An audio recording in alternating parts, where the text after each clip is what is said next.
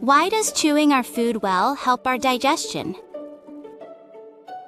Plants draw up water and nutrients through their roots.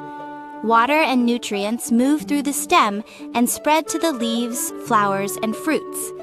Then, in our body, what plays the role of this root?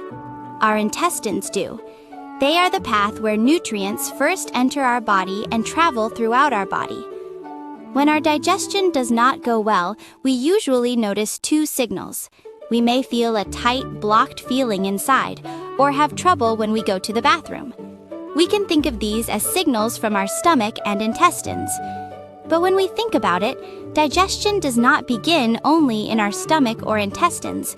In our mouth, digestion has already begun. People often say, once it reaches our stomach, does it really matter whether we chew well or not?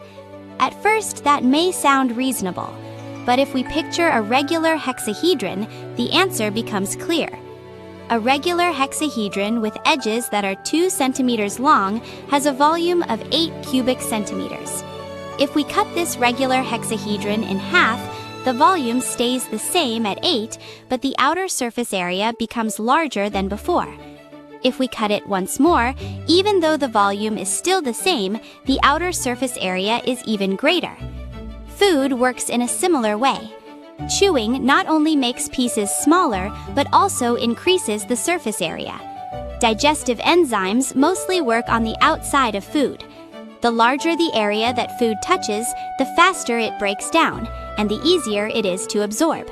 That is why well-chewed food puts less strain on our body. In our mouth, our teeth break food into smaller pieces, and our saliva begins chemical digestion. This is where digestion begins. The breakdown that starts in our mouth continues into our stomach.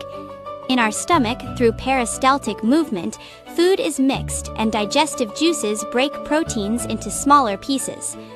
Food that is partly broken down moves to the next stage and gets ready to meet more digestive enzymes. With digestive enzymes from our pancreas and bile added, food changes into a form that our body can easily use.